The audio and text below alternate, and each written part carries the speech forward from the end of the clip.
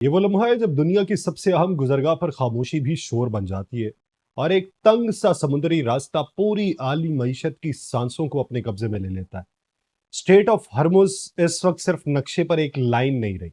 बल्कि ये ताकत, दबाव और बका के खेल का मरकजी स्टेज बन चुकी है, जहां पर हर गुजरता जहाज एक पैगाम लेके चल रहा है और हर रुकावट एक नए बहरान को जन्म दे रही है। एक तरफ अमरीकी सदर डोनाल्ड ट्रंप ये दावा करते हैं कि मुआहिदा तकरीबन मुकम्मल हो चुका है, और दूसरी तरफ फिर तेहरान आता है जिसने पहले आबनाए हरमुज को खोलने का ऐलान किया था। वो सख्त तरदीद करने लगता है और यह तजाद सिर्फ बयानात का नहीं, बल्कि दो मुख्तलिफ हकीकतों का तसादुम है। और उन्हीं दो हकीकतों के बीच दुनिया एक ऐसे मोड़ पे खड़ी है जहां अगला कदम या तो रास्ता खोलेगा या मुकम्मल तौर पे दुनिया का रास्ता बंद कर देगा। आप सब पर सलामती हो, मैं यासिर रशीद हूं और आप देख रहे हैं सुनो न्यूज। नाज़रीन, अमरीकी सदर डोनाल्ड ट्रंप की जानिब से ईरान के साथ जारी मुज़ाकरात को कोई रुकावट बाकी नहीं करार देने और मुआहिदे को 100% मुकम्मल होने वाला बताने के बावजूद ईरानी हुक्काम ने उसकी तरदीद की और बयानात में गहरी तजादात ने सूरत हाल को मजीद पेचीदा बना दिया।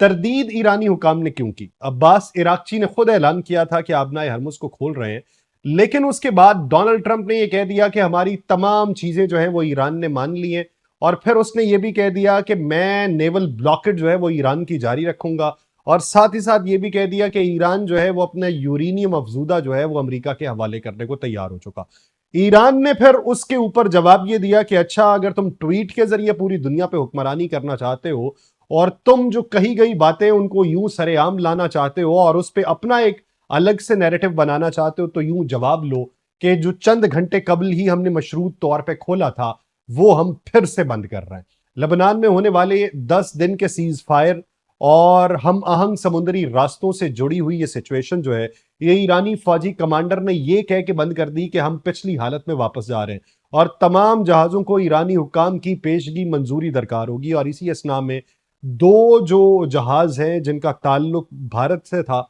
उन्होंने वहां से गुजरने की कोशिश की। ये बताया जाता है कि खलीज ओमान से 20 नॉटिकल माइल के करीब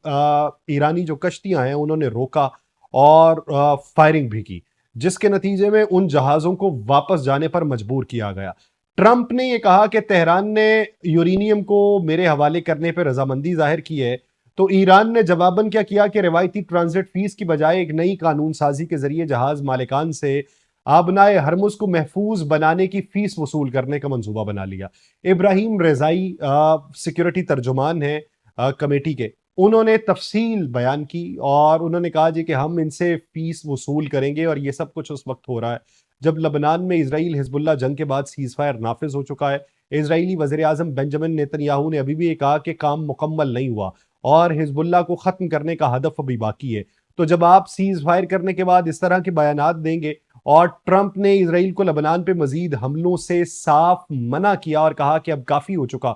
तो ऐसी सूरत हाल में ट्रंप अब एक तरफ अपना नैरेटिव बनाना चाहते हैं, तो उसके जवाब में ईरान ये कहता है कि अगर अपना नैरेटिव बना के आप तेल की कीमतों को नीचे लेके आएंगे तो फिर जवाबन हमको तेल की कीमतें ऊपर ले जाने का हरबा भी आता है। और उन्होंने आबनाए हरमुज को बंद करके तेल की कीमतों को ऊपर ले जाने का हरबा आजमा लिया।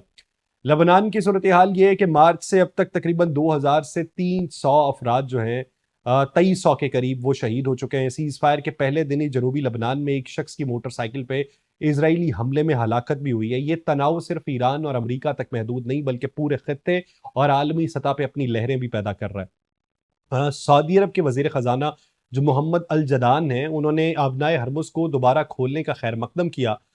लेकिन फिर उन्होंने साथ में यह भी कह दिया कि सूरत हाल अब भी नाजुक है, क्योंकि कुछ खलीजी ममालिक तेल की पैदावार जो है वो जल्दी बहाल कर सकते हैं, जबकि दूसरों को नुकसानात की वजह से महीनों लग जाएंगे। लेकिन जब ये बयानात पूरी दुनिया से आए तो ईरान ने फिर आबनाए हरमुज बंद कर दी। फ्रांस और बरतानिया जो हैं, उन्होंने मिल के हरमुज में आज़ादी नेविगेशन को यकीनी बनाने, यानी आज़ादी नेविगेशन यानी एक मुकम्मल फ्री एंड फेयर नेविगेशन जो है उसको एक मल्टी नेशनल मिशन की क़यादत के जरिए पाया तकमील तक पहुंचाने का ऐलान किया, जबकि ट्रंप ने नेटो की पेशकश को कागजी शेर कहते हुए मुस्तरद कर दिया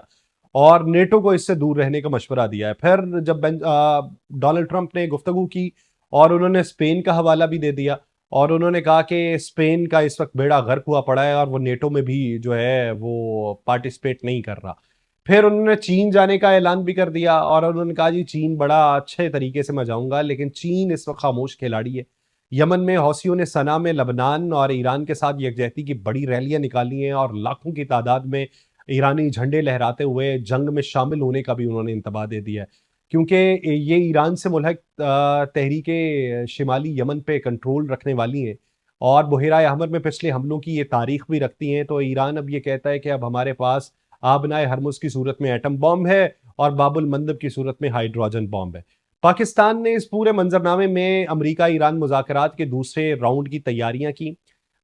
इस्लामाबाद और रावलपिंडी में सिक्योरिटी बढ़ी हुई थी। ट्रंप ने यह इशारा दिया कि अगर मुआहिदा पाकिस्तान में हुआ तो वो खुद जा सकता है। आलमी मईशत पे इसका बराह रास्त असर ये पड़ा कि तेल की कीमतें $120 की बुलंद तरीन सतह से गिरी और ब्रेंट क्रूड जो है ये $90.38 के ऊपर आ गया। वॉल स्ट्रीट ने रिकॉर्ड बुलंदियां हासिल की। बोइंग कंपनी के दिफाई कारोबार में इजाफा हुआ। हवाई जहाज की डिलीवरियां हाई जेट फ्यूल कीमतों से मुतासिर रहीं। इसी असना में अमेरिका जो है उसने रूसी तेल की खरीदारी पर पाबंदी में इस्तिस्ना जो था वो 16 मई तक बढ़ा दिया ताकि आलमी सप्लाई मुस्तहकम रहे। और सेंट कॉम ने यह बताया कि हम ऐसी सूरत हाल में 21 जहाजों को रोक चुके हैं। जब यह सारा कुछ हो रहा था तो उस वक्त सेंट कॉम और डोनाल्ड ट्रंप के एक बयान ने पूरी की पूरी कहानी बदल दी। सेंट कॉम ने कहा कि 21 जहाज जो हैं हमने उनको रोका है, ईरानी जहाजों को, जबकि कुछ टैंकर्स और कार्गो जहाज जो थे वो आबनाए हरमुज खुलने का ऐलान सुनकर भी वापस लौट गए। इस बहरान की जड़ें गहरी हो रही हैं